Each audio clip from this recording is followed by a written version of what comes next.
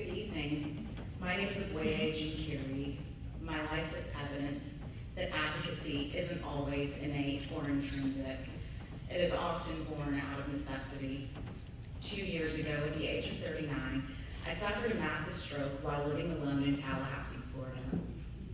I had no idea that what felt like a migraine and included falling multiple times, fumbling to see the bowl of grapes I was eating, and dropping my remote repeatedly meant I needed to race to the ER. Instead, I assumed I needed to soak in a bathtub filled with hot water and then crawl into bed, which is what I did, hoping I would feel better in the morning. I was naive and clueless enough that when I finally made it to the ER the next afternoon, after much cajoling from my brother, who consulted with my sister-in-law and a cardiologist friend, I did so after eating lunch and with 2 laptops in tow in case I had downtime and needed to get work done. An astute hospital employee quickly realized something was very wrong when I asked for help completing my intake forms and could only write my first name and birth month.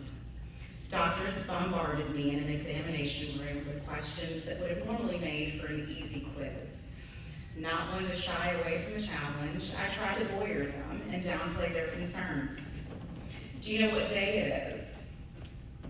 It is the start of a new month. I don't think anybody knows what day it is. For the record, it was not. What's your birthday? I casually told the ER team that my birthday was June 1900. I am not one to fish for compliments. You are, however, allowed to tell me I'm the youngest looking 124-year-old The kind neurologist who later reviewed my scans asked me in front of my mother whether I knew what 1 + 1 was. I scoffed and answered without missing a beat. 1. He explained that my answer and difficulty processing numbers was what he expected based on the location of my stroke. As he prepared to leave, I stopped him to ask, what if I know math and you don't know math? I had no idea that in the weeks following my stroke, I would have to start relearning addition, subtraction, multiplication, and division, thanks to Number Blocks, a Netflix show my then toddler nephew enjoyed, and worksheets my patient younger brother found online or created for me based on my needs and interests. Having a stroke changed my life instantaneously and in ways I could never imagine. I was released by my neurologist to return to my regular activities nearly a month and a half after my stroke and had no instruction or assessment of my driving skills. I should have known driving would be a challenge when, even from my hospital bed, I mumbled to a friend who asked if I thought I could still drive. It's about to be driver's ed in here. Cars have a lot of buttons and some of them became meaningless following my stroke. I couldn't even remember how to turn my windshield wipers on, so I would search online for pointers to help me relearn what buttons I thought I needed to successfully operate my car for the trip I was immediately about to take, whether to the store or nail salon. I moved to Austin about a year and a half ago to be closer to family, because nothing makes your care partners feel more powerless than knowing their loved one is recovering from a stroke, hundreds of miles and at least 2 flights away while trying to relearn life and create systems for dealing with memory loss, with a thrilling combination of naivete, a can-do attitude, and difficulty asking for and recognizing that they may need help. My family and friends fielded some nerve-wracking and time-sensitive questions from afar, since life, it seems, involves nothing but words and math, calculating distances, time, quantities, and problem solving. I had to relearn how travelers know if they have enough time between layovers to get a meal. I first encountered that problem when I was traveling alone and stepping out of a plane. I called one of my brothers for help and blurted out one question, no context. Do I have enough time to get sushi for dinner before my flight? I forgot what information I needed to make a wise and informed decision, so he had to prod to help me relearn the importance of context. What gate are you at? Which gate will your next flight leave from? What time will your next flight leave? He closed out the process by decisively saying, no, you do not have time. Although I was considered a fall risk in the hospital since I had fallen at home, My stroke did not manifest itself by dramatically impacting my motor skills. That's not to say I don't lose my balance, haven't had to get rid of my highest heels, or struggle with my dexterity at times.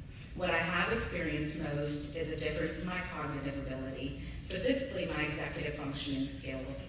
I get overwhelmed with information easily, partly because it takes what feels like hyperfixating or overthinking to understand the world around me. At the same time, I have to try to remember something I just learned. I have to analyze it, make decisions about it, and identify an analogous situation I can use to help give me context. I can generally identify that an issue exists, but struggle with how to begin addressing it and in what order to proceed. So think about that in terms of knowing your fridge is bare and recognizing that you need to get more food, which is a process I had to relearn with the help of my older brother, who was preparing me post-stroke for our younger brother tagging in to help take care of me. Let's use their real names to make this a little less confusing. When I heard Deji, my younger brother, was returning to see me, my heart overflowed with joy. I couldn't register any information other than love. He's so adorable was the beginning and end of my thought process. My brother Megri gave me time to enjoy that and then began asking me pragmatic and occasionally leading questions. Since Deji is coming to town, what do you think he'll need while he's here? Do you think we need to make a list before we go to the store? He had me find paper and a pen, and we started working together. What does he like to eat? My brother let me lead him through the store with my list in hand. We dizzily zigzagged the store several times because my list was out of order, my handwriting wasn't always clear, and there were a number of things I'd forgotten to include. Now expand that small example to how you make decisions for your day-to-day life. How do you decide the order in which to clean your home? How do you decide what time to start cooking dinner so it's ready by a specific time? How do you decide what time to leave for lunch with a friend? How do you know how much time it will take you to get ready? How do you plan your work day or for a project? Which tools do you use? How do you remind yourself of deadlines? Are you able to approximate how long it should take you to complete a task? How do you prioritize the tasks you tackle? How do you break down a big goal into smaller tasks? Answering questions like these and relearning the skills required to tackle them are some of the things I've been working on in my speech therapy sessions. We work on creating schedules, alphabetizing so I can find saved documents more readily, identifying correct currency and adding it, balancing checkbooks, event planning, and divided attention tasks so I can become more efficient at switching from one task to the next, which is helpful when fire drills come up at work in my role as chief of staff at Indelible Solutions and life generally. When I can't find the words I need to express myself, even in meetings, I practice specific strategies to give people clues about the word I want to employ, using hints that kind of remind me of charades. It sounds like, or it's in this category. Words are hard. Rooms are sometimes painfully loud and bright and overstimulating. So in therapy, we also practice tasks with music or chatter playing in the background. Text is sometimes too busy to read, so we practice reading physical books and written instructions. I don't easily follow conversations that jump from one topic to another. Gone are the days of listening to music or podcasts or accepting a phone call willy-nilly while driving or grocery shopping or trying to accomplish any number of tasks. I can't remember to refer to my shopping list, find where everything is located in the store, follow the conversation, reply, dodge other shoppers, and process the background music playing. I get tired quickly and need time to decompress after taking in a lot of information or stimuli. In a way, it feels like my ability to use filters effectively to prioritize stimuli is broken. If time equals money and effective communication takes a lot of time, then effective communication is expensive. I am hyper aware of the effort it takes me to communicate, the work it takes to react to everything going on around me, the desire to come up with a quick response so nobody has to wait for me. I'm equally aware of the time those around me sacrifice so that I can process and formulate meaningful responses. My dad used to remind me when I was growing up that patience is a virtue. My youthful retort to him to acknowledge he was correct eventually became, what if I don't want to be virtuous? What aphasia has taught me is that patience is not just a virtue, but a love language. The time people take to allow me to communicate with them without feeling rushed or forced, or the space they allow me when I'm overstimulated is an expression of love. Austin Speech Labs has been a gift for giving me strategies for processing information to help me avoid being overwhelmed.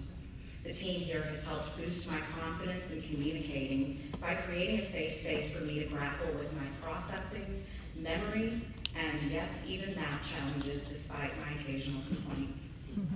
They support me in learning to advocate for myself.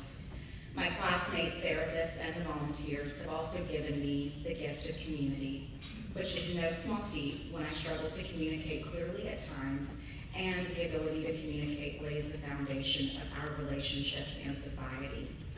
Words are the bricks by which we are bit by bit able to affect change in the world. I sometimes joke that immediately after my stroke, I couldn't walk, talk, and chew gum at the same time, except between you and me. That's not actually a joke. My hope is that you use your words like I try to use mine to continue raising awareness about strokes and support for resources that are available to people like me. Having a stroke is costly. The cost of building an accessible life can be high. I may not be able to quantify a portion of it for you, but I can quantify the cost of speech therapy for you. The cost of private therapy is $100 to $150 per hour. However, the cost of therapy through Austin Speech Labs is $35 per hour, which is discounted based on income or free for those without an income. For context, I have received 114 hours of speech therapy at Austin Speech Labs, which should have cost me $11,400 on the low end for the year that I have been a client. I am grateful to donors like you that my actual cost is a fraction of that.